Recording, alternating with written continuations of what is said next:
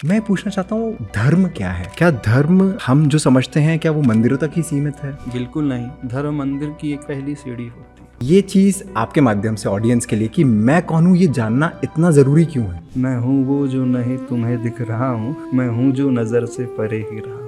कैसे कर सकते हैं? नमोकार मंत्र को पढ़ने के पहले क्या एकाग्रता चाहिए या उसको सिद्ध करने का क्या नमोकार तरीका मंत्र होना को सिद्ध करने के लिए सबसे पहले जो नेसेसिटी होती है, चाहिए? एक भगवान की मूर्ति है जो हवा में है। हाँ, अंतरिक्ष पार्श्वनाथ, जिंतूर में एक प्रतिमा है पार्श्वनाथ भगवान की। चमत्कार तो हमारे गुरुदेव आचार्य विद्यासागर महाराज जी के हाथ में था। जी, मैं वही बस चमत्कार सुनना चाहता हूँ। जो जिसको आशीर्वाद देते थे, तो कई कैंसर पेशेंट, उनकी कैंसर की बीमारी दूर हो गई। कई ऐसे संस्मरण हैं जो गुरुदेव के आशीर्वाद से ठीक हुए हैं। क्या कुंडली देख के या रत्न पहन के या वास्तु के हिसाब से अपना कार्य करना चाहिए? जो मोक्ष मार्ग में जाना चाहते हैं हाँ। तो उनको एक जन्म तो लेना ही पड़ेगा। नहीं, जरूरी नहीं वैवाहिक जीवन नहीं रहता। आज अपने घर को त्याग करके आज भी मोक्ष मार्ग में बढ़ सकते, साधु बन सकते। यहाँ पर त्याग करना अपनी पड़ेगा। रिस्पॉन्सिबिलिटी फुलफिल कर ले, Right. बच्चों को सेटल कर दे। एक आखिरी बात हाँ। जो मैं पूछना चाहता हूँ, यूथ के लिए वो बहुत आलस करता है, बहुत प्रोक्रेस्टिनेट करता है हर चीज को, टालम टोल करना। घर अच्छा है, परिवार अच्छा है, पैसा अच्छा है, हर चीज अच्छी है, वो डिग्रेड होते जा रहे हैं। उनके लिए आप कुछ मैसेज देना?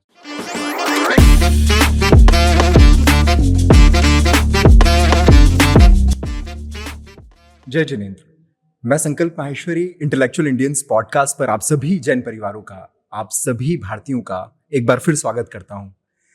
हम जैन एपिसोड्स जो लेकर आ रहे हैं उसमें सबसे पहला जब हमने पॉडकास्ट किया था तो आपके द्वारा ये बोला गया था कि ये जैन सीरीज रुकनी नहीं चाहिए, ये जैन धर्म पर चर्चा रुकनी नहीं चाहिए। तो पहले एपिसोड के बाद दूसरा, तीसरा और आज हम चौथा एपिसोड लेकर आए हैं और हमारे साथ बहुत ही विशिष्ट हमारे भगवान, हमारे मुनिवर साथ में मौजूद हैं। उनकी लाइफ की जर्नी बहुत इंटरेस्टिंग रही है। वो यूथ के लिए प्रेरणा स्रोत तो है ही, साथ में आप उनसे खुद समझेंगे, सुनेंगे तो आपको पता चलेगा कि जैन धर्म, जैन फिलॉसफी को वो इतने आसान तरीके से युवाओं के मन में विचारों को डालते हैं तो हर एक कंसेप्ट, हर एक चीज बहुत ही क्लियर हो जाती है। तो मैं स्वागत करता हूं हमारे मुनिवर, हमारे भगवान मुनिश्री 108 वीर सागर जी महाराज का। नमोस्तु नमोस्तु नमोस्तु मुनिश्री। मुनिश्री, वो लाइफ जहां आप मात्र 23 साल के थे, आपने उस टाइम पर ब्रह्मचर्य व्रत ले लिया और आपकी, अगर मैं एजुकेशनल क्वालिफिकेशन की बात करूं तो मतलब मेरे लिए तो बहुत बड़ा सरप्राइज था ये। आपने केमिकल इंजीनियरिंग किया है, आपने एमबीए किया है, आप सीएफए हैं। बहुत सारे सीए लोग सीएफए क्लियर नहीं कर पाते, पर उस टाइम पे आपने सीएफए क्लियर करने के बाद करोड़ों का पैकेज, जो आज के टाइम पे करोड़ों युवा सोचते हैं कि मेरे पास करोड़ का पैकेज होना चाहिए, आपने आज से 20 साल पहले वो त्याग कर दिया था। वो क्या माइंडसेट रहा था, वो क्या पल था कि आपने सोचा कि 1.25 करोड़ का पैकेज है, मैं छोड़ के इस दीक्षा धर्म में आना चाहता हूँ? आने का विचार तो इस रास्ते पर बिगिनिंग से ही था। जब इंजीनियरिंग पढ़ रहे थे फर्स्ट ईयर से, पहली बार गुरुवार आचार्य श्री विद्यासागर महाराज श्री के दर्शन जब नागपुर में किए थे, उस समय उनके दर्शन करने के पश्चात मन में एक भाव जागा था, ये भी एक लाइफ होती है, आखिर व्यक्ति उस लाइफ को क्यों अपनाता है? जी, कुछ ना कुछ तो होगा उस लाइफ में, उस रास्ते पे चलने का कोई ना कोई रीजन तो होना चाहिए। फिर आसपास के माहौल को देखा, दुनिया में बहुत सारे लोग हैं, अच्छे पढ़े लिखे, वेल क्वालिफाइड हैं, अच्छे अच्छे बिजनेसमैन हैं, they are earning quite well, फिर भी उनकी लाइफ में उन्हें सेटिस्फेक्शन नहीं मिलता। जी, हर व्यक्ति का चेहरा थोड़ा सा अलग ही प्रकार से नजर आता है। वो ये चाहता है कि मुझे कुछ और चाहिए। पैसा कमा लिया, फैसिलिटीज हो गई, लेकिन जो अंदर से चाह थी सेटिस्फेक्शन की, पीस एंड काम की, वो नहीं मिल पाती। जी, जितने लोग भी मिले उनकी एक ही शिकायत थी कि पीस और काम तो इस रास्ते में मिल ही नहीं सकता। जब आचार्य भगवान को देखा, उनके चेहरे की चमक को देखा, उनके तेज को देखा और उनकी शांति को देखा, लगा कि इस रास्ते पे चल करके कुछ किया जा सकता। संसार के रास्ते पर रह करके व्यक्ति पैसा खूब कमा सकता है, बिल्डिंग्स बना सकता है, लग्जरी लाइफ जी सकता है, लेकिन वो लग्जरी लाइफ कितने टाइम की? जी एक टाइम पीरियड के बाद जब व्यक्ति अराउंड 40s 50s में पहुंचता है तो उसको मिड लाइफ क्राइसिस शुरू हो जाता है। जी बहुत सारे लोग उस पीरियड में आकर के फिर रियलाइज करते हैं कुछ तो ऐसा है जो अभी अधूरा है हमारी लाइफ में, राइट। फिर उसकी खोज में वो निकलने की कोशिश करते हैं, और जब वो निकलने की कोशिश करते हैं तो पाते तो कुछ है ही नहीं। जी मेहनत संसार में रहने वाला व्यक्ति भी करता है, तपस्या वहां पे भी है, कठिनाइयां भी, एडवर्सिटीज वहां पे ढेर सारी हैं। जी और एडवर्सिटीज इस मार्ग में फिजिकल है, और एक मेंटल पीस यहाँ पर है। जी जो व्यक्ति साधु के मार्ग को अपनाता है, पहली बात वो अपनी आत्मा पर विश्वास करता है कि जो बॉडी मेरी दिख रही है सिर्फ मेरी लाइफ, मेरी जर्नी इतनी ही नहीं है, इस बॉडी को मैंने पाया। इस बॉडी के पहले भी हमारी आत्मा थी, और जब हमारी डेथ हो जाएगी उसके बाद भी हमारी आत्मा रहेगी। तो ये आत्मा का transmigration right from the beginning, या यूं कहें सनातन तरीके से चला हुआ आ रहा है, उसकी कोई बिगिनिंग है ही नहीं। जी तो एक ऐसा भी रास्ते को अपनाया जा सकता है, वो सुख और शांति जो तलाश हर इंसान करता है, हर लिविंग बीइंग करता है। इस रास्ते पर चल करके जो मिलेगा वो फिर हमेशा के लिए मिलेगा, वो छूटेगा नहीं। आप जितना कमाते हो कब तक साथ देगा आपका? जी बिल्कुल। या तो वो चले जाएगा या आप चले जाओगे, दोनों में से कोई परमानेंट रहेगा नहीं। इतनी मेहनत करने के बाद 40-50s में जब आप पाते हो तो उसे भोग भी नहीं पाते, यूज भी नहीं कर पाते। तो इस रास्ते पर कदम बढ़ा करके इस तपस्या को, इस मोक्ष मार्ग को, इस दिगंबर वेश को यानी मुनि धर्म को अपना करके व्यक्ति अथवा वो साधक उसे पा लेता है जो संसार में रह करके नहीं पाया जा सकता। आसक्ति व्यक्ति की कभी नहीं छूटती है, इच्छाएं कभी नहीं छूटती हैं। इस रास्ते पे चल करके इच्छाओं के ऊपर विजय करने की एक तैयारी होती है। जी क्योंकि सुखी वही रह सकता है जो समस्त आसक्तियों से ऊपर उठ चुका है। जी और आसक्ति घर में रह करके छूट ही नहीं सकती, क्योंकि जब तक परिग्रह लगा है व्यक्ति को हमेशा कुछ ना कुछ करना ही पड़ेगा, भागना ही पड़ेगा। और चैन की नींद न बैठ सो सकता है, ना बैठ सकता है। निर्विकल्पता सिर्फ इसी रास्ते पर आकर के हो सकती है। तो ये विचार की शुरुआत 91 में हो गई थी, जब आचार्य गुरुदेव नागपुर आए थे। धीरे धीरे उनसे जुड़ना हुआ। 93-94 में रामटेक में उनका चातुर्मास हुआ। शुरुआत वहीं से हुई। पहली बार हमने अपनी लाइफ में 93 में 7 डेज का एक नियम लिया था, ब्रह्मचर्य का। अच्छा, 93 में 7 डेज का। ओके। फिर 94 में जाकर के वो 6 मंथ का हो गया। फिर 1996 में जब धीरे धीरे हमने रियलाइज कर दिया कि नहीं, अब हम अच्छे से फॉलो कर सकते हैं, कोई प्रॉब्लम नहीं आएगा लाइफ में। ओके। जब इंजीनियरिंग कर रहे थे उसी समय देख लिया कर सकते हैं। इंजीनियरिंग 94 में हो गई जी। उसके बाद PGDBA करने और CFA ड्यूअल डिग्री प्रोग्राम होता है, उसे करने के लिए दिल्ली गए। वह 6 महीने स्टडी करके फिर बॉम्बे शिफ्ट हो गए।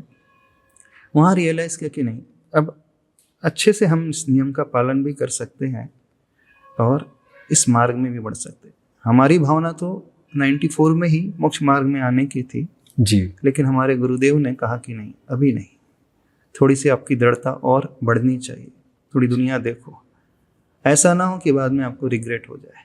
ओके। कि बहुत सारे लोग होते हैं अथवा लोगों की धारणा होती है जो लाइफ में कुछ नहीं कर पाते हैं, वो इस साधु की वेश को धारण कर लेते हैं। जी जी। तो ऐसा नहीं होना चाहिए। पहले जो कर सकते हैं करके देख लो। पूर्ण संतुष्ट होकर के जो वैराग्य होता है फिर वो लाइफ में हमेशा काम आता है। धीरे धीरे फिर 96 से सही मायने में जर्नी प्रारंभ हुई। 2000 में फिर घर बार छोड़ करके गुरुदेव के संग में आना हो गया। 4 वर्ष साथ में गुरुदेव के संग में रहे ब्रह्मचारी बन करके, और 96 से वो यात्रा शुरू हुई थी और 2004 में हमारा यह वेश आ गया दीक्षा ग्रहण कर। तो मुनिश्री 20 साल हो गए अब देखा जाए तो। अगस्त 2004 में आपने दीक्षा 20 साल कंप्लीट। 20 साल हो गए। इन 20 सालों में आपने बहुत सारी चीज़ें देखी होंगी, समझी होंगी, और एक क्लैरिटी जिसे बोलते हैं, वो क्लैरिटी एकदम अब जिसे बोलते हैं कि आ चुकी होगी। मैं पूछना चाहता हूँ, धर्म क्या है? क्या धर्म हम जो समझते हैं, क्या वो मंदिरों तक ही सीमित है? बिल्कुल नहीं। धर्म मंदिर की एक पहली सीढ़ी होती है। जी। मंदिर का धर्म एक थियोरेटिकल धर्म होता है, जो हम मंदिर में पढ़ते हैं, पूजा, भक्ति, आरती, चालीसा आदि, वह सिर्फ थियोरेटिक क्लासरूम है, उससे ज़्यादा कुछ नहीं। वहाँ पढ़ कर के उसे लाइफ में इम्प्लीमेंट करना, तो मंदिर से निकल कर के 23 आवर्स की जो डेली लाइफ होती है, वो हमारा प्रैक्टिकल एक रूम होता है। जी। उससे जब हम अपने लाइफ में धारण करते हैं, व्यवहार में लेकर के आते हैं, तो धर्म वहाँ से आता है। हम हमेशा कहते हैं धर्म की शुरुआत मंदिर से नहीं होती, धर्म की शुरुआत अपने घर से होती है। जी जी जी। धर्म सिर्फ पूजा करने का नाम नहीं है जी। धर्म जो है अपने इमोशंस को कंट्रोल करने का नाम है, अपनी बैड हैबिट्स को जीतने का नाम है, बुराइयों को कम करने का नाम है, और अपना बिहेवियर ऐसा बनाए जिससे कोई सामने वाला हमारे बिहेवियर से हर्ट ना हो, मन से भी नहीं, वचन से भी नहीं, और काय से भी नहीं। ने मन वचन काय से जब हम दुनिया का दिल जीत लेते हैं अथवा दुनिया के लिए कुछ करना शुरू करते हैं, तो वहाँ से धर्म की शुरुआत होती है। ओके, मतलब धर्म बेसिकली अगर देखा जाए तो आचरण का नाम धर्म है। बिल्कुल, आचरण का नाम ही धर्म है। जी। जो मंदिर का धर्म है वो तोते के भांति होता है, तोता भी राम राम बोल लेता है, उससे उसे कुछ मिलता नहीं। जी। ऐसे आज बहुत सारे लोग, मैक्सिमम लोग से इतना ही तक धर्म करते, इससे अधिक कुछ नहीं करते। जी। एक बार बार प्रश्न जो मतलब मुझे लगता है कि अगर किसी को अपना आचरण में भी बदलाव लाना है तो सबसे पहले समझने की जरूरत है कि मैं कौन हूँ। हाँ। ये बहुत ही कठिन प्रश्न लगता है। मतलब मेरी डिपेंडेंसी सामने वाले पर ज्यादा है, सामने वाले का नेचर चेंज होगा तो मेरे नेचर में चेंज आएगा। अगर मैं खुद को जानना चाहूँ कि मैं कौन हूँ, ये सबसे कठिन प्रश्न लगता है। और आपको कठिन लगता है? ये जितनी ऑडियंस है उन सबके हिसाब से मैं पूछ रहा हूँ, मुझे आसान लगने लग गया है। अच्छा। क्योंकि जब मैं अब चूंकि जैन धन पे पॉडकास्ट कर रहा हूँ और बहुत ही प्रबुद्ध लोगों से मैं जब मिल रहा हूँ तो चीज़ों में क्लैरिटी आ रही है। ये चीज़ आपके माध्यम से ऑडियंस के लिए कि मैं कौन हूँ ये जानना इतना ज़रूरी क्यों है? मैं हूँ वो जो नहीं तुम्हें दिख रहा हूँ, मैं हूँ जो नज़र से परे ही रहा। जो हम दिखते हैं वो होते नहीं है, जो हम होते हैं वो दिखते नहीं। हम दिखते हैं हमारी बॉडी के रूप में, पर बॉडी से हम नहीं है, बॉडी को चलाने वाले हम हैं। जी। आप हमसे पूछ रहे हो, कौन पूछ रहा है बताइए? अंदर का समवन इज देयर। राइट। जो आपसे आंखों से देख रहा है झांक करके, वो कौन है? कोई और अंदर जो बैठा है। जो सुन रहा है वो कौन है? जी। तो जो सुनने वाला, देखने वाला, कहने वाला, फील करने वाला, सो हम है। जी। क्योंकि ये बॉडी तो कुछ समय तक रहेगी, उसके बाद नहीं रहेगी। जी। उसके बाद भी हम रहेंगे, यानी हमारी आत्मा रहेगी। जी। तो अपने आप को पहचानने के लिए सर्वप्रथम हमें अपने आत्मा के नेचर को पहचानना पड़ेगा। हमारी आत्मा का लक्षण क्या है, तब हम उस लक्ष्य तक पहुंच पाएंगे। इस मंजिल को हम पाना चाहते हैं, पहले इसकी क्वालिटीज क्या है, जब तक ये नहीं पता होगी तब तक हम वहां पर पहुंच ही नहीं पाएंगे। तो जो व्यक्ति इसे समझ लेता है बहुत इजीली, फिर वो अपने आप तक पहुंच सकता है। और जो अपने आप तक पहुंचता है, जो अपने आप को जान लेता है, वास्तव में वही दुनिया को जान सकता है। जी। क्योंकि अपने आप से हर एक व्यक्ति प्रेम करता है। बिल्कुल। हर एक व्यक्ति अपने को चाहता है। तो जैसे वह हर व्यक्ति अपने को चाहता है, फिर वो ये भी समझ लेता है कि मेरी आत्मा का स्वभाव क्या है, तो फिर दूसरों की आत्मा को भी बिल्कुल वैसे ही चाहेगा। वो अपने लिए जो एक्सपेक्ट करता है, दूसरों की एक्सपेक्टेशन को बिल्कुल वैसे ही फुलफिल करने की कोशिश करेगा। वो अपने लिए जो अच्छा नहीं मानता है, दूसरों के लिए भी बिल्कुल उसे पसंद नहीं करेगा। बस यही धर्म है और कुछ नहीं। जी। तो एक बहुत अच्छी सूक्ति आती है भारतीय संस्कृति में, आत्मनः प्रतिकूलानि परेशान न समाचरेत। अर्थात जो हमें अपने लिए प्रतिकूल लगता है वो हम दूसरों के साथ न कहें, न सोचें और न करें। बिल्कुल, बहुत बढ़िया है। तो शरीर हो गया, एक मन हो गया, एक आत्मा हो गई। ये तीनों जरूरी हैं। नहीं, अभी और भी कुछ है हमारे। एक आत्मा है, मन है हमारा, फिर ब्रेन है, फिर एक बॉडी है। जी जी जी। सेंसेस है, हमारी इंद्रियां हैं। जी। अगर सोल हमारी जो है मालिक है। जी। सोल मन के माध्यम से ब्रेन को संकेत देती, ब्रेन फिर अपने उस सिग्नल को आगे पास ऑन करता है, उस ब्रेन आगे कमांड पास करता है। राइट। ये चेन ऐसे चलती है। ओके। तो इन सब में सबसे महत्वपूर्ण तो आत्मा है, पर इन सब में एकाग्रता कैसे लाएं? मतलब अगर किसी को पता भी चले कि आत्मा बहुत जरूरी है, उस पे काम करना बहुत जरूरी है, पर वो एकाग्रता शरीर के अंदर, मन के अंदर, सेंसेस के अंदर, आत्मा के अंदर, ये इसको एक लाइन स्ट्रीम लाइन कैसे करें? ये एकाग्रता कैसे आ सकती है? एकाग्रता लाना क्यों चाहते हैं आप, पहले तो बताइए। ये पर्पस क्या? अगर देखा जाए, सब लोग शरीर को सुधारने में लगे हैं, मैक्सिमम लोग शरीर को सुधारने में लगे हैं। मन पे, आत्मा पे काम नहीं होता, विचारों पे काम नहीं होता। तो जब आत्मा पे काम होना चाहिए तो शरीर पे भी काम होना चाहिए। जैसा मन में काम होना चाहिए वैसा शरीर पे काम होना चाहिए। सही। हमारे शरीर की यात्रा मन से शुरू होती है और मन की यात्रा हमारी आत्मा से शुरू होती है। यदि हम अपने आप को स्वस्थ बनाना चाहते हैं तो सिर्फ फिजिकल फिटनेस ही पर्याप्त नहीं होगी, पहले मेंटल फिटनेस चाहिए जी। और जो व्यक्ति मेंटली हमेशा फिट रहता है वो फिजिकली भी हमेशा फिट रहेगा। मेडिकल साइंस में कहा जाता है हमारा स्टमक होता है, it is the second brain of the human being. बिल्कुल सही, ऐसा कहा जाता है। जी जी। हमारा पेट जो दूसरा एक मस्तिष्क होता है जी।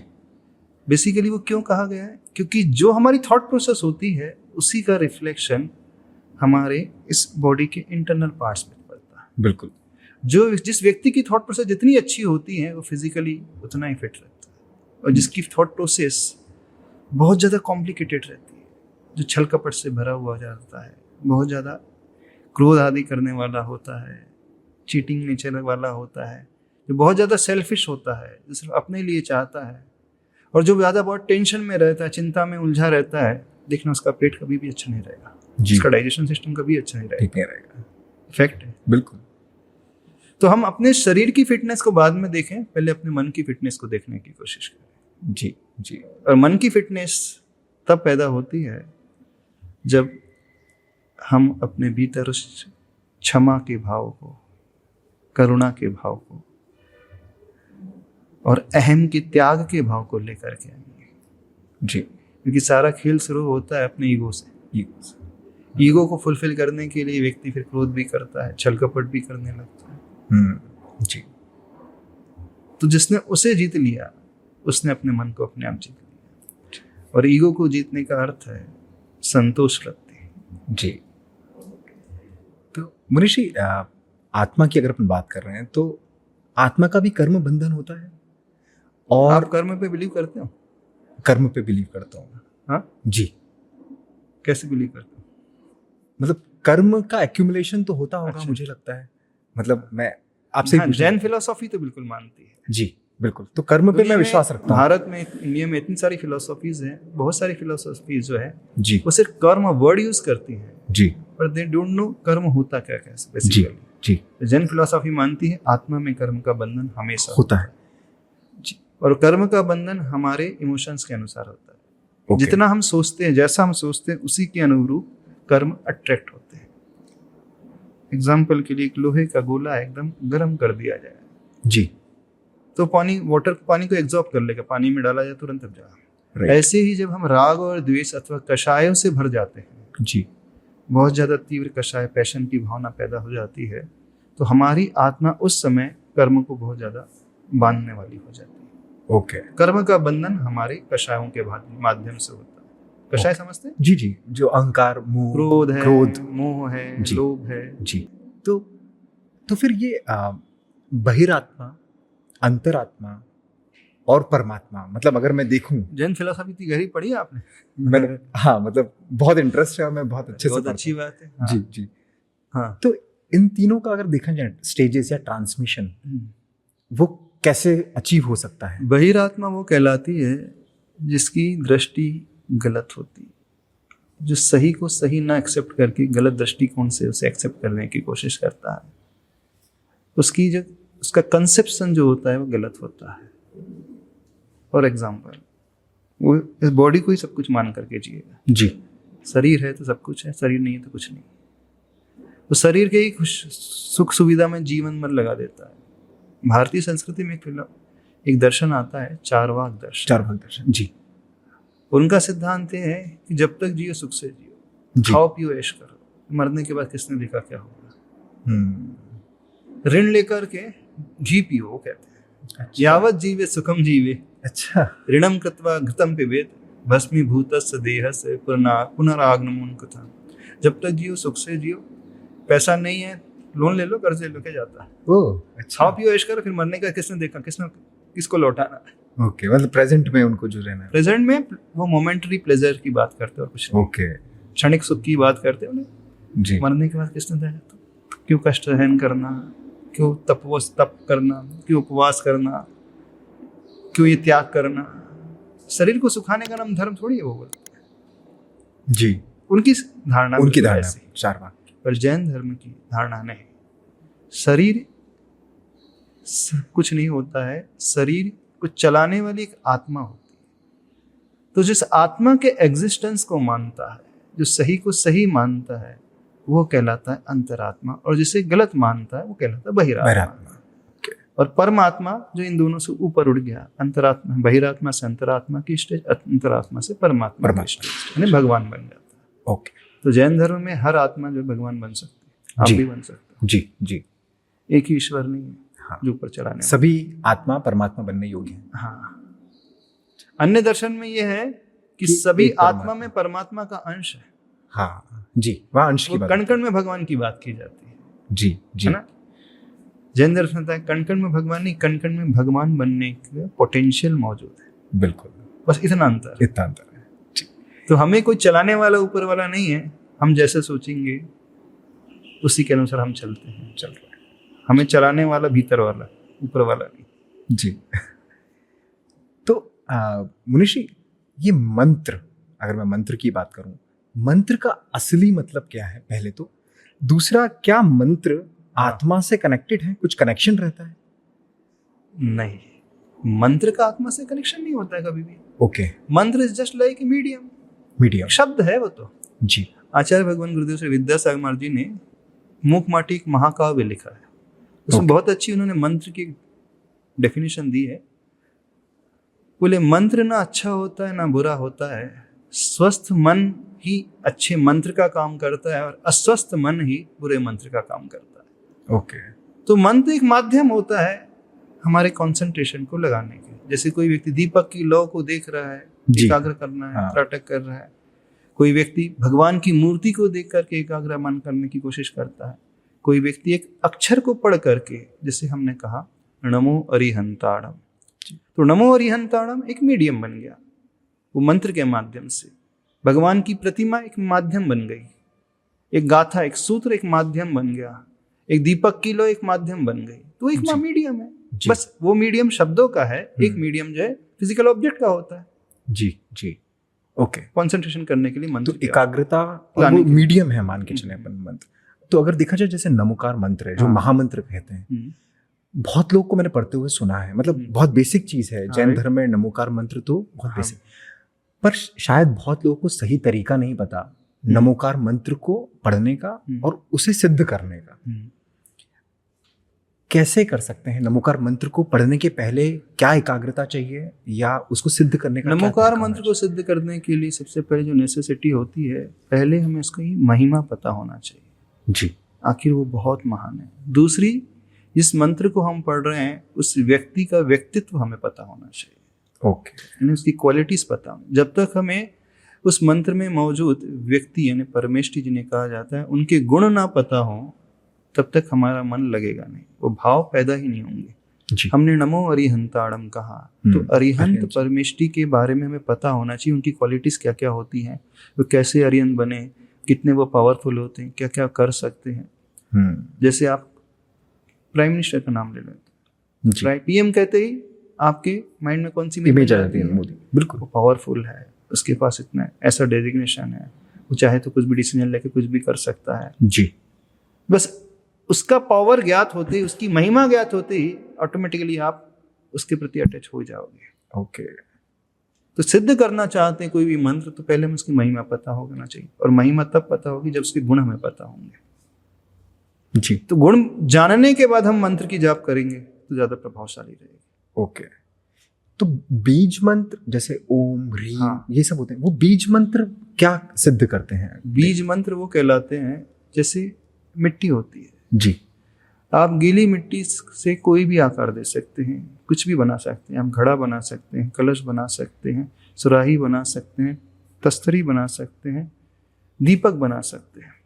तो बीज मंत्र एक रॉ मटेरियल होता है, व्यक्ति जो चाहे ध्यान लगा करके उससे सिद्ध कर सकता है। जैसे Okay. ओम कहा, जी तो ओम एक बीज है, जैसे बीज जब बोया जाता है, जब फलता है तो कई गुना फल देने वाला होता है। ओम एक छोटा सा बीज की भांति होता है, उसमें समस्त पंच परमेष्टि समाहित है, उनकी एनर्जी समाहित है। अब जो इस व्यक्ति उसका ध्यान कर लेगा उस रूप से, तो उसे वो सिद्ध हो जाएगा। ओके। तो बीज मंत्र की भी बहुत महत्व है, मतलब बीज मंत्र अपने आप बीज का जैसा बीज होता है, जी जी सीड है वो, सीड है, जी तो सीड में बहुत सारी शक्ति छिपी हुई है। जी जी ओके। तो अभी जैसे पूजा की बात चली रही है, तो पूजा, अर्चना, वंदना और स्तुति, हाँ ये चार मैंने आपके ही एक YouTube वीडियो में देख रहा था, तो हाँ। मेरे को बहुत लगा कि ये क्वेश्चन जरूर पूछूंगा मैं। ये चारों लोग, मतलब जो चारों वर्ड्स हैं उसको इंटरचेंजेबली यूज करते हैं, हाँ, कि मैं हो पूजा करने जा रहा हूँ, अर्चना करने जा रहा हूँ, या मैं स्तुति करके आता हूँ, या वंदना करके आता हूँ। ये चारों में क्या समानता है या अलग है? एक सर्टेन एक्सटेंट तक समानता भी है, और जब शब्द के अनुसार जाए तो उसका अर्थ भिन्न भी होता है। जी पूजा वर्ड अपने आप में कहता है जो पवित्र करता है। ओके। एक संस्कृत पू धातु से बना पूजा, जो पवित्र करने वाला होता है। अर्चना और स्तुति, स्तुति में हम उसका गुणगान करते हैं। जी अर्चना में जब हम कुछ चढ़ा करके उसका गुणगान करते हैं। स्तुति में हम सिर्फ बोल करके पढ़ रहे हैं, भगवान का नाम कर रहे हैं, मणि मन जैसे भक्तामर स्तोत्र का हम पाठ कर रहे हैं, स्तुति कर रहे हैं। जी वो अर्चना कब हो जाएगी? भगवान की पूजा करते, गुणगान करते समय हम जल चढ़ा रहे हैं, पुष्प चढ़ा रहे हैं, तो वो अर्चना का रूप ले लेगा। ओके। जो द्रव्य, जब हम द्रव्य चढ़ाते हैं तो वो अर्चना की श्रेणी में आ जाता है। वो अर्चना हो जाता है। ओके। और वंदना? वंदना जब हम झुकते हैं, अकेले प्रभु के चरणों में झुक रहे हैं, तो ये वंदना कहा जाता है। ओके। ये माइन्यूट डिफरेंस है शब्द के हिसाब से, पर देखा जाए तो भाव लगभग वही आएगा, फल लगभग वही मिलेगा। ओके जी। जैसे भक्तामर की भी बात हुई, हाँ। तो भक्तामर जो है वो बहुत ही पावरफुल बोला जाता है। हाँ, सब बहुत ज्यादा पावरफुल, बहुत अतिशयकारी, बहुत चमत्कार को देने वाला। 48 स्त्रोत हैं उसके। हाँ, एक स्तोत्र अपने आप में बहुत महिमा रखे हुए और बहुत सारी उसकी एनर्जी है। जी। जो व्यक्ति एक एक स्तोत्र को भी सिद्ध कर ले, एक एक श्लोक को भी सिद्ध कर ले, बड़े बड़े काम उसको हो जाते हैं। पर वापस एक चीज, जैन धर्म में या जैन कम्युनिटी में बचपन से बच्चा भक्तामर सीख जाता है। हाँ हर एक श्लोक रटा हुआ रहता है। हाँ बस पढ़ लेते हैं। जैसे अगर ऑफिस जाना है, ऑफिस के लिए निकलना है, 15 मिनट का टाइम है, आधे घंटे का टाइम है, फटाफट से पढ़ लिया, एक नियम हो गया, एक काम कंप्लीट हो गया, चले गए। हाँ। जो नियम मिल जाता है, या तो गुरुवर से नियम मिल गया या ले लिया नियम, तो वो भक्तामर कर लेते हैं। पर उसको सिद्ध कैसे करें? अगेन, नियम लेने से कोई सिद्धि नहीं होती कभी भी। जी। क्योंकि प्राय लोगों की धारणा हो जाती है, अब हमने नियम लिया तो नियम को पूरा करने के लिए मैं भक्तामर पढ़ना है। हाँ, वो अप्रोच वैसी हो जाती है। बिल्कुल। तो नियम लेने से सिद्ध नहीं होगा। हम जब पढ़ें उसमें से हमें आनंद की प्राप्ति होती है, एक उल्लास भीतर पैदा होता है। इसे पढ़ने से हम प्रभु जैसे बन सकते हैं, प्रभु जैसे गुण हमारे भीतर आ जाएंगे। जब इस दृष्टिकोण से वो पढ़ेगा तो उसे सिद्धि होगी। एक बहुत अच्छी पंक्ति आती है, अब भाग्य मेरो उदय आयो, दर्श प्रभु जी को लख गए। यानी जब भगवान के दर्शन कर रहा है, स्तुति करता है, तो अपने आप को धन्यवाद देता है कि देखो आज मेरा कितने पुण्य कर्म का उदय है कि आज मुझे भगवान के दर्शन का सौभाग्य मिल रहा है। जी। तो वो आनंदित होते हुए, अपने आप को सौभाग्यशाली मानते हुए और कर्म निर्जरा के लिए और उन जैसे गुणों को प्राप्त करने के लिए जब पढ़ेगा तो उसे सिद्धि होगी। नहीं है तो वो सिर्फ नियम की खाना पूर्ति के हिसाब से पढ़ेगा, उससे कुछ नहीं होने वाला। जी। तो इसमें उच्चारण का भी महत्व है, हर एक शब्द के उच्चारण का, या भाव का ज्यादा महत्व है भक्तामर में? किसी भी कार्य की सिद्धि द्रव्य, क्षेत्र, काल और भाव, 4 फैक्टर के माध्यम से होती है। हम किस स्थान में उसे पढ़ रहे हैं। फॉर एग्जाम्पल, नर्मदा नदी का तट है, यहाँ बैठ करके पढ़ेंगे, जी, एनवायरनमेंट बहुत अच्छा है, तो अपने आप भाव अच्छी लगने लगेंगे। जी। मॉर्निंग में पढ़ेंगे तो भाव अच्छे लगेंगे। अब भोजन करके तो आप 1 बजे पढ़ोगे तो ऐसी नींद आने लगेगी। जी, तो उस टाइम का, काल का महत्व है। बिल्कुल। द्रव्य, अब जिस मंत्र को पढ़ते हैं तो उसका भी एक इम्पोर्टेंस होता है। कि हर एक लेटर, हर एक अक्षर की एनर्जी होती है।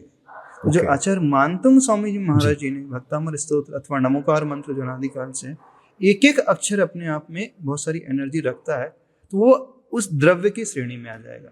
तो सही प्रोनाउंसिएशन होगा, सही उच्चारण होगा, तो वो एनर्जी हमें फील भी होगी, वो जनरेट तुरंत भी होती है। ओके। पर होता अल्टीमेट भाव ही है। पर जी। अच्छे भावों को पैदा करने के लिए द्रव्य अच्छा हो, उच्चारण सही विधि हो, अच्छा क्षेत्र हो, अच्छा टाइमिंग हो, तो भाव बहुत अच्छे से पैदा हो जाता है। और कोई बहुत व्यक्ति पावरफुल है, उससे फिर कोई फर्क नहीं पड़ेगा, वो नदी के किनारे बैठ करके पढ़े अथवा घर के एकांत रूम में ही पढ़ ले, तो सिद्ध कर सकता है। लेकिन हर व्यक्ति इतना पावरफुल नहीं होता है, इजीली बैठ करके कंसंट्रेशन अपना बना सके, सब एवरेज होते हैं। तो उनके लिए कहा जाता है हम ऐसे स्थान में पढ़े कि जहाँ अच्छा एनवायरनमेंट हो, कोई डिस्टर्बेंस ना हो, ऐसे टाइम में पढ़े जहाँ हमारा मन इजीली लग जाए, प्रातःकाल की मॉर्निंग की वेला में, और सही प्रॉपर उच्चारण करें। ओके मनीष जी, पर्यूषण आने वाले हैं अभी। अजैन लोग जितने हैं वो सिर्फ जानते हैं पर्यूषण और उसके बस आखिरी में क्षमावाणी। हाँ। उनके लिए मैं जानना चाहता हूँ कि पर्यूषण क्या है, उसका महत्व क्या है, और सभी धर्मों के लिए पर्यूषण की महत्वता होनी चाहिए। सभी धर्मों के लिए पर्यूषण पर्व की महत्वता होना ही चाहिए। पर्यूषण पर्व एक ऐसा पर्व है जो हमारी आत्मा को शुद्ध बनाने वाला पर्व है जी, या यूं कहें हमारे मन को प्योर करने वाला, शुद्ध बनाने वाला पर्व है। जो हमारे भीतर बुराइयां मौजूद हैं, तो तीव्र क्रोध आदि की भावना है, उसे जीतने का पर्व है। तो क्रोध की भावना को जीतने के लिए व्यक्ति अपने भीतर क्षमा का भाव, फॉरगिवनेस लाता है। अपने अहम को, ईगो को जीतने के लिए वो विनयशीलता अपने भीतर लाता है। 10 धर्म की वहाँ व्यवस्था है। क्षमा धर्म है, मृदुता यानी विनयशीलता, सरलता, अपने छल कपट को जीतने के लिए उसके भीतर सरलता आ जाती है, एक ऋजुता धर्म है। एक सुचिता धर्म यानी पवित्रता, अपने लोभ को, बहुत ज़्यादा तृष्णा है उसे सीमित करता है, कंट्रोल करता है, तो उसके भीतर वह सुचिता गुण आ जाता है। अपने असत्य को त्याग करके वो सत्य धर्म को अपना लेता है। अपनी इच्छाओं को थोड़ा कंट्रोल कर लेता है, तो वो इसकी तप की श्रेणी में आ जाता है जी। और वो ब्रह्मचर्य की साधना करता है, यानी शील व्रत का पालन, दृष्टि खराब नहीं करेगा, अन्य नारियों को गलत दृष्टि से नहीं देखेगा, देखेगा भी तो माँ की दृष्टि से अथवा बहन की दृष्टि से अथवा बेटी की दृष्टि से देखेगा। एक बहुत विशेष धर्म आता है आकिंचन धर्म, अर्थात वह यह चिंतन करता है कि मेरी आत्मा अकेली ही आई, आत्मा कुछ साथ में लेकर के आती नहीं है, आत्मा को जो भी मिलता है यहीं से मिलता, छूट जाता है, तो फिर क्यों इतनी हाय हाय करे। उस आत्मा की शांति के लिए सबको बांटना सीखे। और एक त्याग धर्म आता है, समाज में समरसता स्थापित करते हुए, अपने साधर्मी को लेते हुए, यदि कोई नीडी है तो उसकी हेल्प करे, कोई गरीब है तो उसकी बिजनेस में हेल्प कर दे, पढ़ लिख नहीं सकता है तो उसकी पढ़ाई में हेल्प कर दे, अथवा बीमार है, अफोर्ड नहीं कर सकता है ऑपरेशन, और आप कैपेबल हो तो उसके लिए थोड़ी सी हेल्प कर दे, वो ध्यान की श्रेणी में, त्याग की श्रेणी में आ जाता है जी। यानी ये 10 धर्म जो हैं व्यक्ति की सारी बुराइयों को निकालने का एक पर्व है। जब वो इसका अभ्यास करता है, भावों को लेकर के करता है, निश्चित रूप से उसके हृदय में परिवर्तन अवश्य आता है। तो ये पर्यूषण पर्व अथवा 10 लक्षण धर्म भी जिसे कहा जाता है, ये जैनों के है ही नहीं, ये तो ह्यूमैनिटी को लिए हुए हैं, मानवता को लिए हुए हैं। जो व्यक्ति एक अच्छा इंसान बनना चाहता है, एक अच्छा मानव बनना चाहता है, मानव से वो देवता की यात्रा शुरू करना चाहता है, तो उसे पर्यूषण पर्व जो है अच्छे से सेलिब्रेट करना चाहिए। ये पर्व मूल रूप से हमारे परिणामों को शुद्ध करने का पर्व है। अच्छा, परिणामों को शुद्ध करने का पर्व, कितना अच्छा ये जो लाइन आपने बोली। हाँ, असल चीज तो यही है, बिल्कुल कि परिणाम जो भी है उसको शुद्ध करना हाँ, है। फिर वो जो व्रत है, उपवास है, भोजन का त्याग किया जाता है अथवा एकासन किया जाता है, वो उसमें मीडियम है, और कुछ नहीं। ओके। हमारे भगवान महावीर, उनको सब जानते हैं, उनकी टीचिंग्स को भी जानते हैं, पर उनके कॉन्ट्रीब्यूशंस बहुत कम जान पाते हैं लोग। जैसे अगर किसी भी बच्चे से पूछते हैं कि भगवान महावीर, तो बोलेंगे तीर्थंकर, 24वें तीर्थंकर।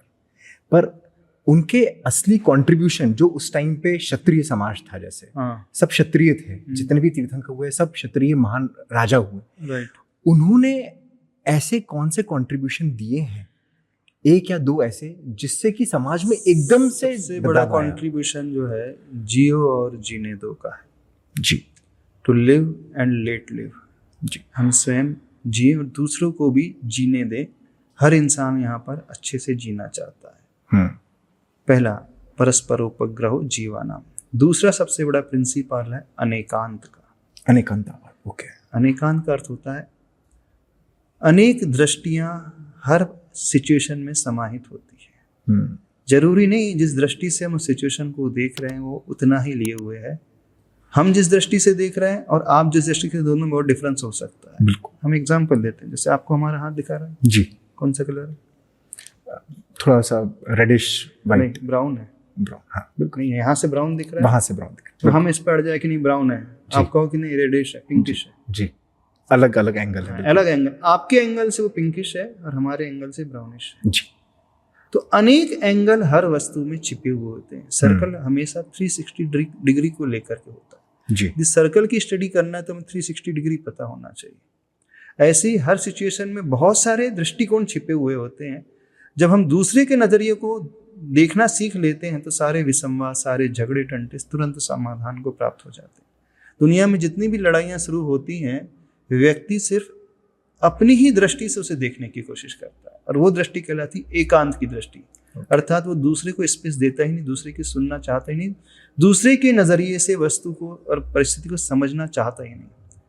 आपकी नजरिए से जो वस्तु परिस्थिति अच्छी है, हो सकता है आपके पिताजी की दृष्टि से वो ठीक ना हो। जी। अथवा जिसे पिताजी अच्छा मान रहे हैं, हो सकता है वो आपकी दृष्टि से ठीक ना हो। जी। तो आप जब पिताजी की दृष्टिकोण से उस वस्तु को देखोगे, परिस्थिति को देखोगे, तो आप समझ जाओगे पापा पिताजी जो कह रहे हैं बिल्कुल सही है।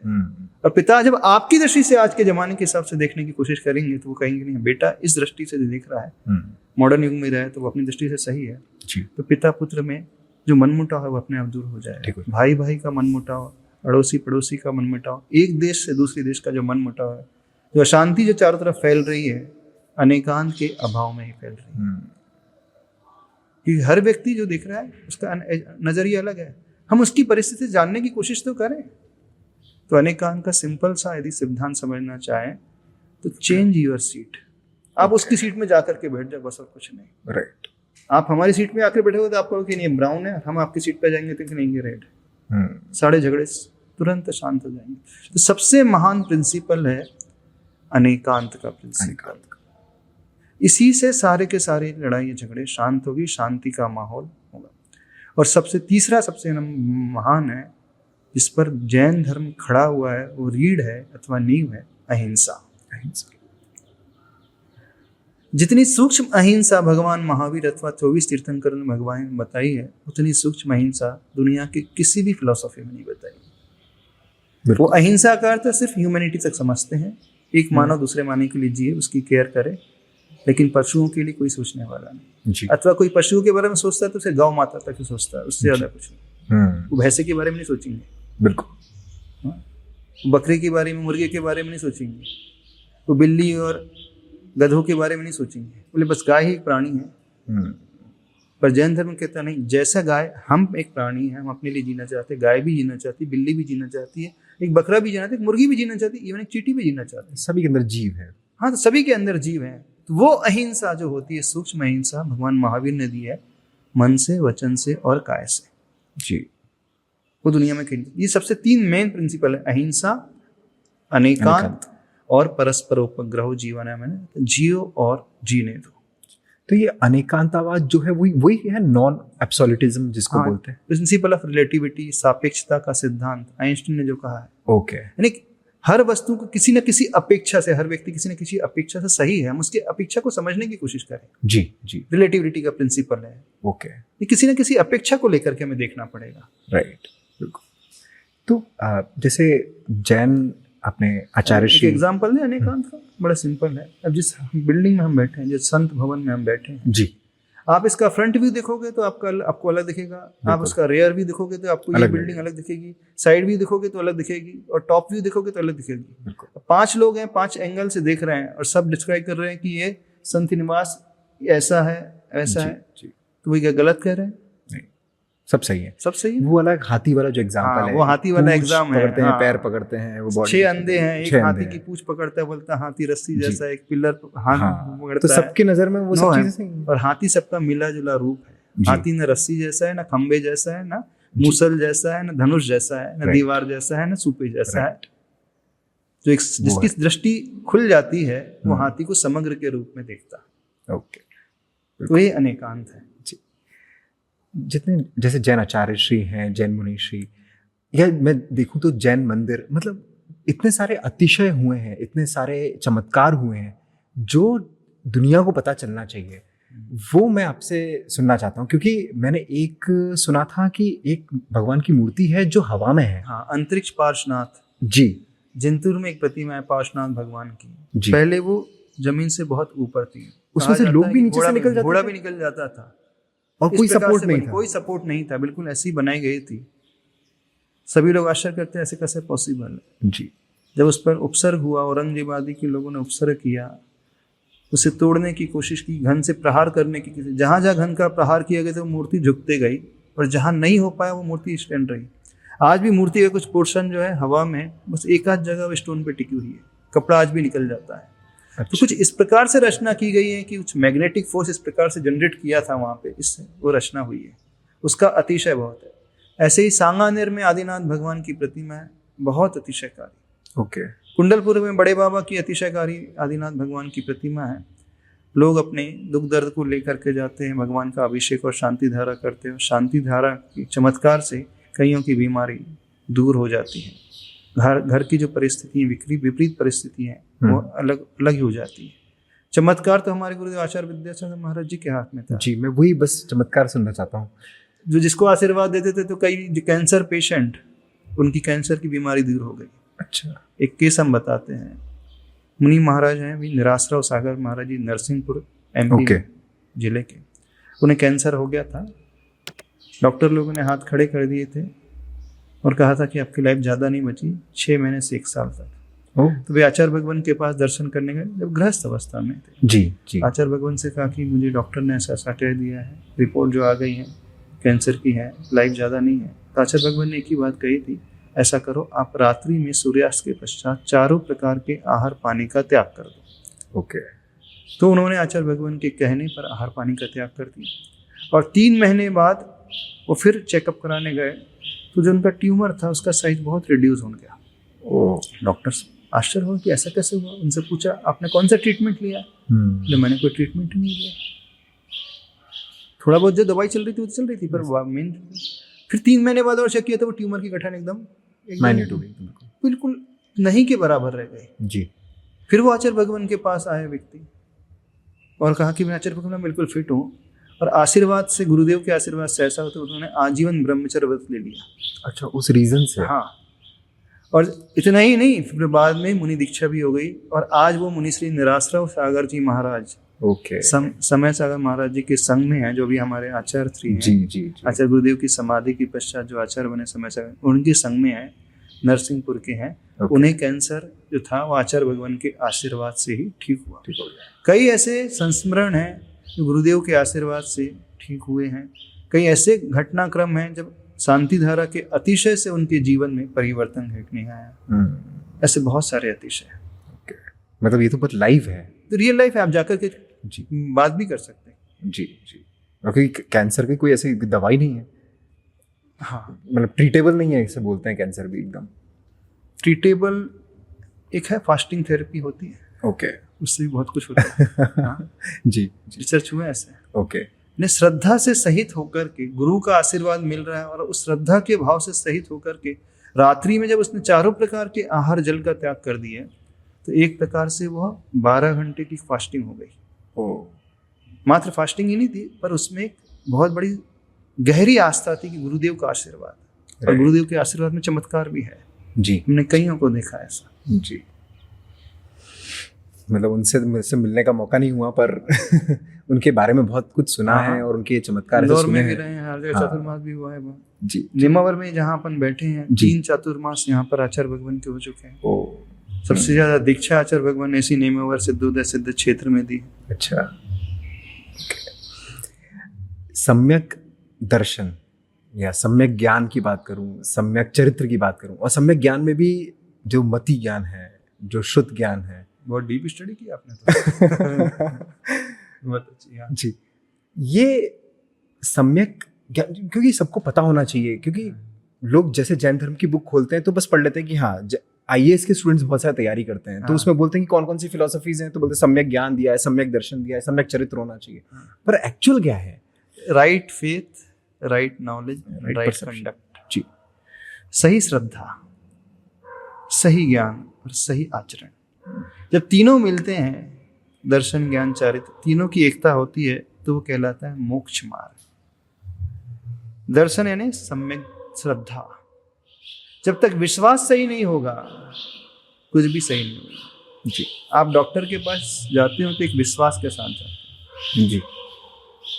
तो आपको पहले विश्वास हुआ, फिर डॉक्टर्स के पास आपने चेकअप कराया, डॉक्टर ने जो मेडिसिन दी उसके बारे में आपने नॉलेज लिया कि ये मेडिसिन है, इतने mg वाली, इतने टाइम पे लेना है। जब उसे ले लेते हो वो हो गया आपका कंडक्ट, आचरण, चारित्र। ऐसे ही पाप का मार्ग क्या है, धर्म का मार्ग क्या है, यह ज्ञान होना, और ये ज्ञान देने वाले सच्चे वीतरागी प्रभु, उनके ऊपर श्रद्धा होना और उसके अनुसार पापों को छोड़ देना, व्रतों को अंगीकार कर लेना, जैसे हम लोगों ने किया है। जी, मोक्ष मार्ग मतलब मुनि धर्म को अंगीकार कर लेना, सही श्रद्धा और सही ज्ञान होने के पश्चात पूर्ण रूप से 5 हिंसा, झूठ, चोरी, कुशील और परिग्रह, इन पापों को त्याग करके इस दिगंबर देवेश को धारण कर लेना, मुनि बन जाना, ये चारित्र कहलाता है। जी, तो जब ये चारित्र होगा ग्रहण, उसके पश्चात जो साधना होगी तो कर्मों की निर्जरा आत्मा से होगी, और जो आत्मा प्योर फॉर्म में रहती है, ज्ञान और दर्शन लक्षण वाली, कर्मों से रहित हो जाएगी, तो वही आत्मा परमात्मा कहलाती है, राइट, वही भगवान बन जाती है। ओके। तो भगवान बनने का रास्ता जो है सम्यक दर्शन ज्ञान चारित्र रूपी मोक्ष मार्ग पर चल कर ही होता है। जी, जी। तो एक ज्ञान में जैसे मति ज्ञान और शुद्ध ज्ञान, अब वो सम्यक ज्ञान के एक भेद होते हैं। मति ज्ञान मीन्स जो होता है, हमने देखा कि येलोई कलर की दीवार है, जो हमें आंखों से दिखा, इंद्रियों से जो ज्ञान हो रहा है, ये कहलाता है मति ज्ञान। 5 इंद्रियां और मन में की जिसमें आवश्यकता थी, मति ज्ञान। अब हमने गेस किया कि ये जैसलमेर का स्टोन है जी, इसकी लाइफ जो है 1500 ईयर्स तक रहती है, इसकी कॉस्टिंग बहुत अच्छी होती है, इसकी जो स्ट्रेंथ है, हार्डनेस है, बहुत अच्छी है। ये जो हुआ, इस पत्थर को देख करके जो हमने पूरा उसका डीप एनालिसिस किया, वो डीप एनालिसिस कहलाता है श्रुत ज्ञान। शुद्ध ज्ञान, ओके। इनिशियली सबसे पहले हम आंखों से देख करके अथवा कानों से सुन करके अथवा चख करके, सूंघ करके, बोल करके, जो 5 इंद्रियां का जिसमें उपयोग होता है वो कहलाता है मति ज्ञान। और इंद्रियों मति ज्ञान होने के पश्चात जब डीप एनालिसिस होता है वो कहलाता है श्रुत ज्ञान। और उसके बाद फिर अगर केवल ज्ञान हो जाए तो बहुत बड़ी बात है। श्रुत, हाँ, वो केवल ज्ञान तो आत्मा से उत्पन्न होता है, उसमें इंद्रियों की आवश्यकता नहीं होती है, जी, जी। मन की भी आवश्यकता नहीं होती, उससे ऊपर उठ जाते हैं, जी। वो फिर सर्वज्ञ कहलाते हैं। 3 लोग का वो जान लेते, एक साथ जान लेते। जी, जी।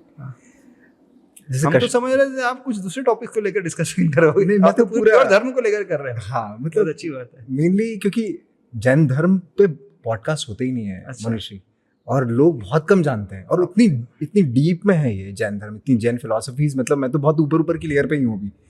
मैं तो हर महीने एक पॉडकास्ट करना, और आपके साथ तो पूरी सीरीज करनी है। अच्छा, ठीक है। जैसे कषाय की बात हुई थी अभी, लोभ, अहंकार, मोह, माया जो है, क्रोध, मान, माया, लोभ, 4 कषाय, इससे पार कैसे पाए? मतलब सबसे बड़ा जो प्रॉब्लम, अब मैं थोड़ा यूथ फोकस्ड अगर आऊं थोड़ा सा, बहुत अच्छी बात है। तो यूथ का सबसे बड़ा प्रॉब्लम आज की तारीख में, जो भी जेन जी जनरेशन बोलते हैं, जो भी बच्चे अभी 17 साल के ऊपर हो चुके हैं, अब जरा सी छोटी सी बात में एंजाइटी हो जाना, एकदम से क्रोध आ जाना, इम्पल्सिव है। हाँ, ये सबसे बड़ी प्रॉब्लम पेरेंटिंग में भी जा रही है कि पेरेंट्स भी परेशान है कि हम कुछ बोल ही नहीं सकते बच्चों को, पता नहीं क्या सोच ले बच्चा, क्या कर ले बच्चा। हाँ। इसका क्या उपाय होना चाहिए पेरेंट्स के लिए, और बच्चों के लिए क्या सीख होनी चाहिए ये कषाय को खत्म करने के लिए? एक्सपेक्टेशन को मिनिमाइज करो, अपनी कैपेबिलिटी को पहचानो, और दूसरों से कंपैरिजन करना बंद कर दो। मोटिवेशन लेना है तो दूसरों को देखें, एक माइलस्टोन होना चाहिए, एक रोल मॉडल होना चाहिए। प्रॉब्लम जो शुरू होते हैं बहुत ज़्यादा ओवर एक्सपेक्टेशन रखने से, और ओवर एक्सपेक्टेशन क्रिएट होते हैं जब व्यक्ति कंपेयर दूसरों से करने लगता है। वो यह नहीं जानता कि उसकी कैपेबिलिटी कितनी है, वो कहाँ से बिलोंग करता है, कौन से घर से बिलोंग करता है, फाइनेंशियल कंडीशन उस बच्चे की कैसी रही है, मैं कहाँ से बिलोंग करता हूँ। ठीक है, एक क्लास में पढ़ रहे हैं, एक स्कूल में पढ़ रहे हैं, कोई क्लास में एक ही क्लासरूम में रहते हैं तो बस एक दूसरे को एक जैसा ही मानने लगते हैं, जी पर सबकी बिलोंगिंग डिफरेंट डिफरेंट सिनेरियो से होती है। बिल्कुल। तो जब कंपैरिजन की भावना पैदा हो जाती है तो उसके अनुसार वो आगे बढ़ने की कोशिश करता है। और जब कंपेयर करता है तो उसके भीतर बहुत अपेक्षाएं पैदा हो जाती हैं, और जब अपेक्षाएं फुलफिल नहीं होती हैं तो एंग्जाइटी पैदा होने लगती है। जी। तो एंग्जाइटी से बचने के लिए सर्वप्रथम हम अपनी कैपेसिटी एंड कैपेबिलिटी को पहचानें, दूसरों से कंपेयर ना करें, और जितना हम कर सकते हैं उसके अनुसार कार्य करने की कोशिश करें। जी। तभी इससे हम बच सकते हैं। मतलब पूरा पूरा माइंडसेट का खेल है। बिल्कुल माइंडसेट का ही खेल है पूरा। और उससे बचने का सबसे अच्छा मीडियम होता है लाइफ में गुरु अवश्य होना चाहिए, जी। जो हमें कदम कदम पर समझाते रहे क्या करना है, क्या नहीं करना, क्या डिसीजन लेना है, क्या नहीं लेना है। जी। सही और गलत की पहचान वो हमें बता सके। टीचर की बात नहीं कर रहे, टीचर तो मनी ओरिएंटेड होता है। जी बिल्कुल। वो ट्यूशन क्लासेस लेगा, उसके लिए सैलरी नहीं है, बस उसके लिए ट्यूशन फी रहती है। गुरु जो निस्वार्थ वृत्ति रखता है, जी, वो आत्मा की बात करता है, आत्म कल्याण की बात करता है, परहित की बात करता है, जो दूरदृष्टि रखता है। यदि आपके गुरु में, उसके जीवन में, आपके जीवन में कोई गुरु आ जाए, उनसे मार्गदर्शन मिलेगा तो बहुत कुछ वो अपने आप को संभाल सकता है। एंग्जाइटी से, टेंशन से, डिप्रेशन से अपने आप को बचा सकता है। जी। अब जैसे अपन ने डिस्कशन किया था मुनीषी, पाप कर्म और पुण्य कर्म, तो एक तक उसकी अकाउंटिंग, कौन अकाउंटिंग रखता है? हाँ, बहुत अच्छा प्रश्न है। मतलब अगर मैं अभी बैठ के मन में मेरे गलत विचार आ रहे हैं मान लीजिए, तो उसकी अकाउंटिंग कैसे हो रही है? अच्छा, अगर आपने भोजन किया, आपके भोजन को कौन पचाता है? आपके हार्ट पंप कैसे कर रहा है आपका हार्ट? जो सर्कुलेशन से, ब्लड सर्कुलेशन तो हो रहा है जी, वो तो फंक्शन की बात हो गई जी। उसे कमांड देने वाला कौन है हार्ट को? कि 24 hour 24/7 round the clock non stop right from birth to. आपकी आईलिड्स झपकती है, पलक झपकती है, कौन झपकाता है? कोई और ऊपर वाला व्यक्ति झपकाता है, चलाता है। जब हमारे आत्मा में राग और द्वेष के भाव होते हैं तो ऑटोमेटिकली उस कर्म का बंद हो जाता है, होता ही करता नहीं है जी। जो राग द्वेष हो गए तो वही अपने आप उस प्रकार का एटमॉस्फेयर क्रिएट हो जाता है, वो कर्म बंद कर लेगा। जो अपन आत्मा पे कर्म बंधन की बात करते हैं उससे कनेक्टेड है ये। ओके। तो ऐसी जैसे जैन फिलॉसफीज में बहुत सारी स्टोरीज भी हैं, हाँ, पुण्य कर्म और पाप कर्म पे। हाँ, शायद विपाका शुद्ध में है वो। हाँ, उसमें से अगर आप एक आध स्टोरी अगर बता पाए कि ऐसी कोई पाप कर्म और पुण्य कर्म पे जो रियल कुछ स्टोरीज हो जो विपाका सूत्र में देके रखी है शुद्ध में। रियल स्टोरी सुनना है? एक आध कोई स्टोरी ऐसी हो। एक बड़ी अच्छी स्टोरी आती है जी, अंजन चोर की कथा। हाँ, वो जो श्रद्धा को कैसी होना चाहिए आपका, जी, विश्वास कैसा होना चाहिए। जी, जो जब तक वो चोरी करता था उससे बड़ा पापी कोई नहीं था। पाप मीन्स हिंसा, जी, झूठ, चोरी, कुशील, परिग्रह, सारू शराब पीना, व्यसन, लड़कीबाजी करना, ये सब साप व्यसन में लगे रहना, सब पाप करता। जी। तो ये जो क्रियाएं करते हैं ना, अशुभ क्रियाएं, हिंसा, झूठ, चोरी, कुशील की, वो पाप कर्म कहलाते हैं। जी।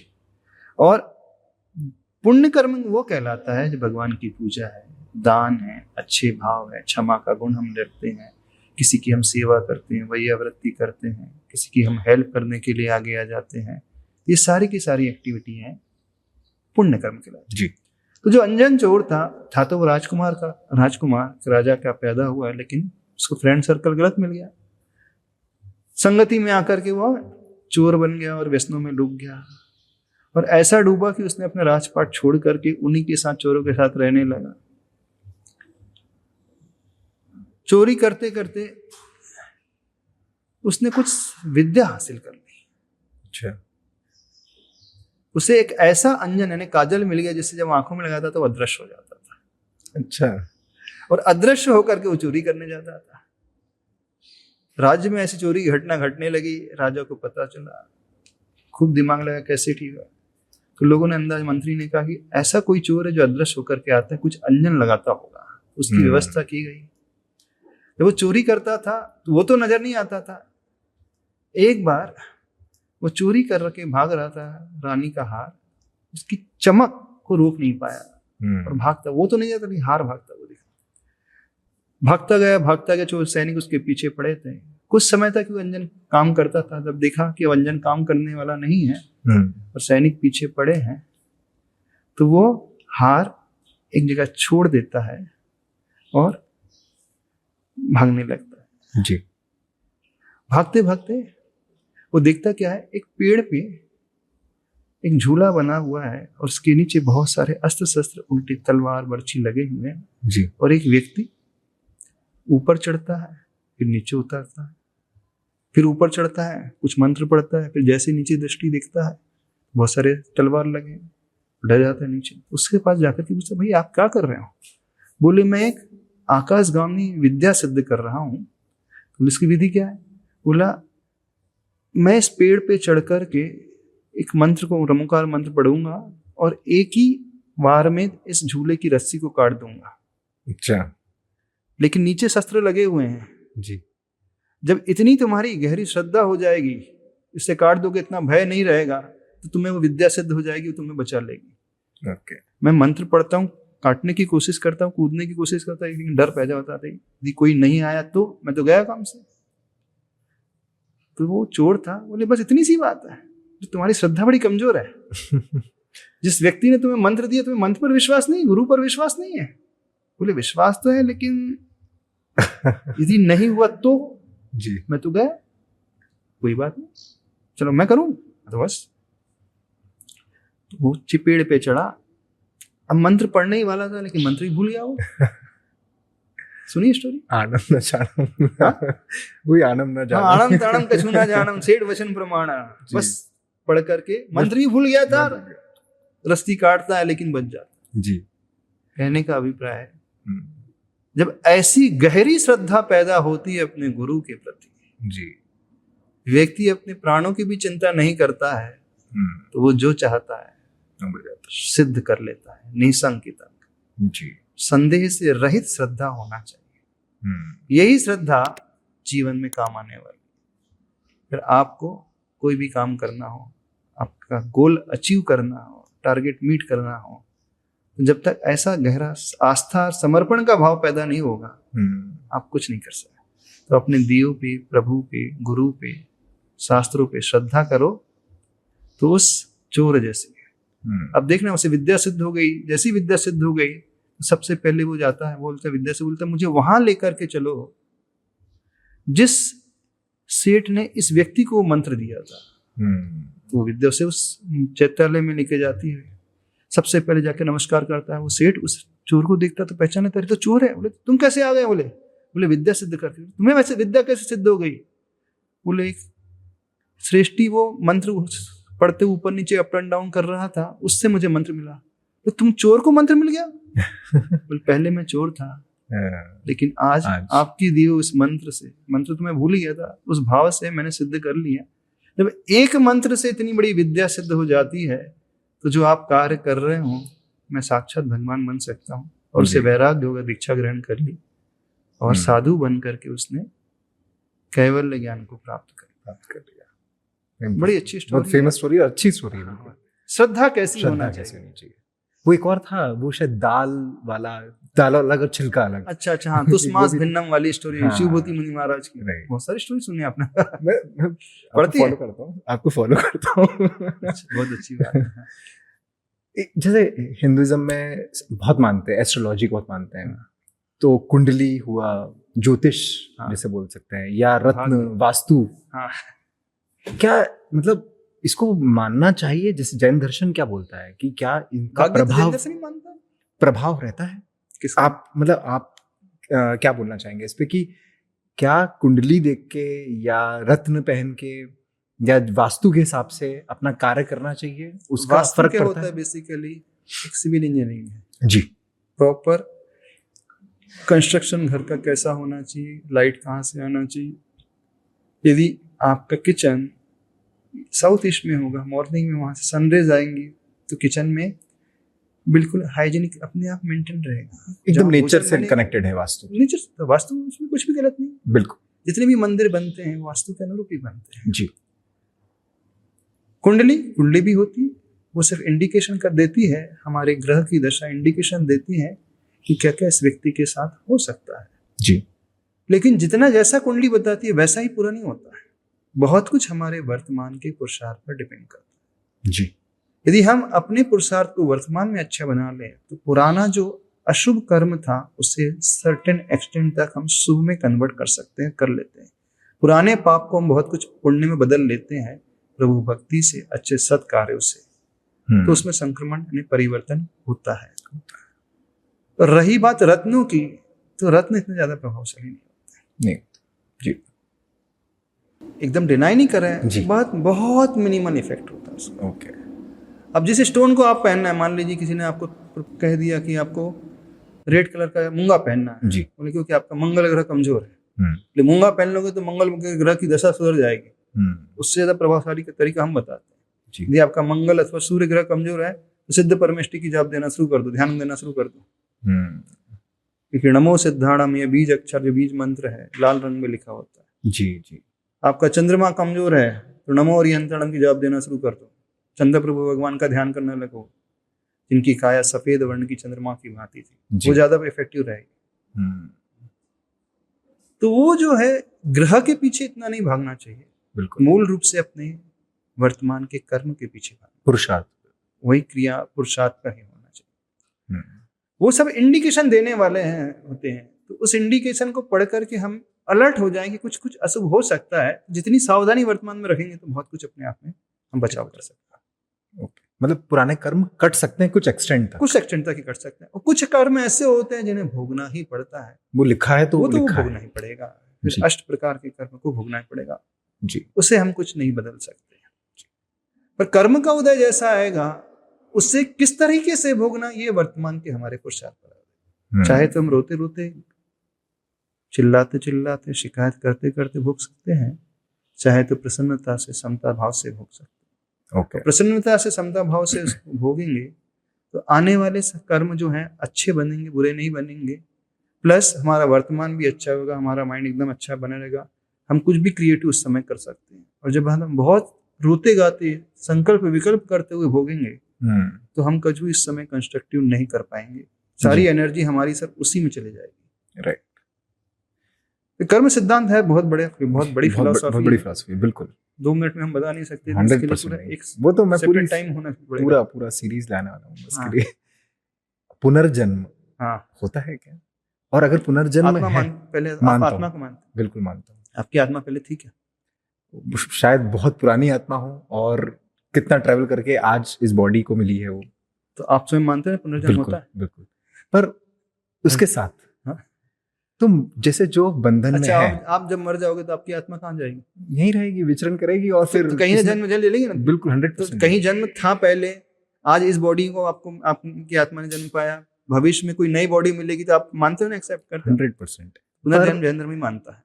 बस फिर ये जो मोक्ष है, तो जैसे जो कर्म बंधन में है, जैसे जो हस्बैंड वाइफ है, तो ऐसा बोला जाता है कि अब चूंकि कर्म बंधन में तो बंधे हैं, तो उनको मोक्ष पाना इतना आसान नहीं है, पर आपको एक अलग मार्ग पे चलना पड़ेगा। ब्रह्मचर्य मोक्ष पाने के लिए इस मार्ग को अपनाए बिना और रास्ता है नहीं कोई, है ना? वही मैं साधु बने बिना मोक्ष नहीं मिल सकता। मतलब उनको मोक्ष मिलना नेक्स्ट जीवन में मुश्किल है। जब तक वो मोक्ष साधु बन जाएंगे तो ही हो पाएगा, बिना साधु बने नहीं मिलेगा। पर जो अपना वैवाहिक जीवन जी रहे हैं और जो मोक्ष मार्ग में जाना चाहते हैं, तो उनको एक जन्म तो लेना ही पड़ेगा। मतलब नहीं, जरूरी नहीं वैवाहिक जीवन नहीं रहता। आज अपने घर को त्याग करके आज भी मोक्ष मार्ग में बढ़ सकते, साधु बन सकते। पर त्याग करना, अपनी रिस्पॉन्सिबिलिटी फुलफिल कर ले, बच्चों को सेटल कर दे, दीक्षा ले ले, मोक्ष मार्ग में चलने लगे। जैसे अभी नेमावर में ऐसे बहुत सारे साधु हैं, छुल्लक जी हैं, जो गृहस्थ थे, जिनका घर है, पत्नी थी, बच्चे हैं। उन्होंने अपनी पूरी जिम्मेदारी कर दी। जब बच्चे सेटल हो गए, अपने पैरों पे खड़े हो गए, एक एज के बाद 60 के बाद उन्होंने दीक्षा ग्रहण कर ली, साधु बन गए जी। तो जरूरी नहीं कि साधु जो है बाल ब्रह्मचारी ही बनता है, किसी भी एज में, शादी करके गृहस्थ भी एक व्यक्ति जो है वो साधु बन सकता है। ठीक है, पर मोक्ष पाने का मार्ग वही है कि मोक्ष मार्ग का बनके मोक्ष मार्ग पे चल कर की, पर मोक्ष मार्ग कहलाता है सम्यक दर्शन ज्ञान चारित्राणी मोक्ष मार्ग। जब तीनों की एकता होगी तो मोक्ष मार्ग, यानी जो आचरण में लेकर के आएगा, पूर्ण रूप से 5 पापों को त्याग करेगा, वो कहलाता है मोक्ष मार्ग में चलने वाला व्यक्ति। तो एक बाल ब्रह्मचारी भी हो सकता है, अथवा 60 की एज में दीक्षा लेने वाला किसी भी एज में हो सकता है, जब उसे वैराग्य पैदा हो जाए। राइट। एक आखिरी बात हाँ। जो मैं पूछना चाहता हूँ, मतलब आपके थ्रू मैसेज दिलवाना चाहता हूँ हाँ यूथ के लिए। हाँ जो आज का युवा है वो बहुत आलस करता है, बहुत प्रोक्रेस्टिनेट करता है हर चीज को, हाँ। टालम टोल करना।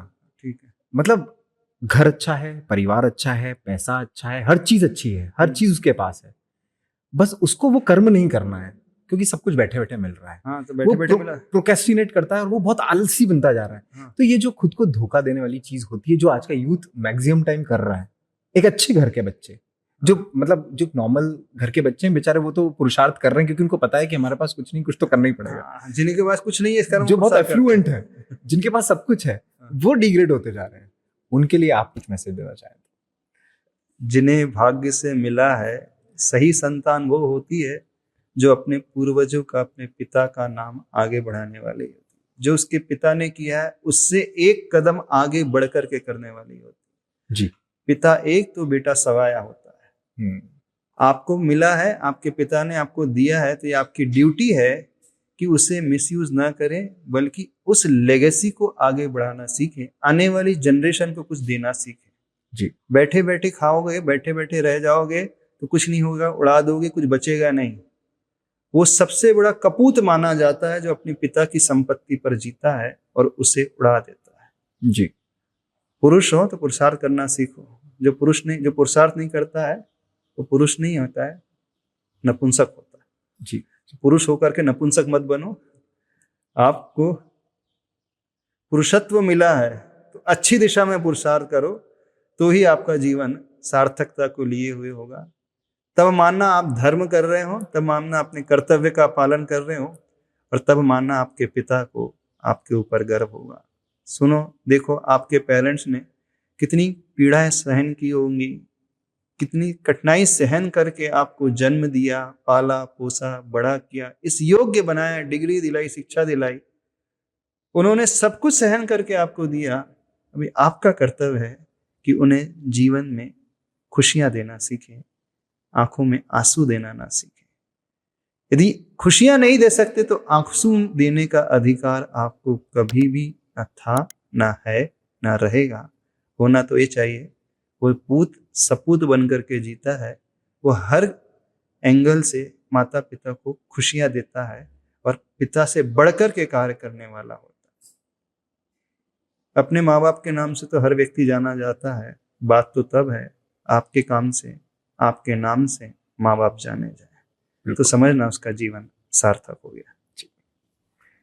मनीष जी, बहुत अच्छा, बहुत बहुत धन्यवाद आपका इस इतने अच्छे पॉडकास्ट के लिए। मतलब इतनी ज्यादा आपने जो ज्ञान दिया है, जो मैंने शुरू में इसलिए बोला था कि आप जो विचार रखते हैं वो सीधा असर करते हैं, तो उसके लिए बहुत बहुत धन्यवाद। और आशा है कि मैं आपसे और समय लूंगा और आगे हम ये पॉडकास्ट की सीरीज ठीक, आगे बढ़ाते रहेंगे। बहुत अच्छा। नमोस्तु नमोस्तु नमस्ते। आप तो अपने पेरेंट्स का नाम ऊपर बढ़ाओगे ना?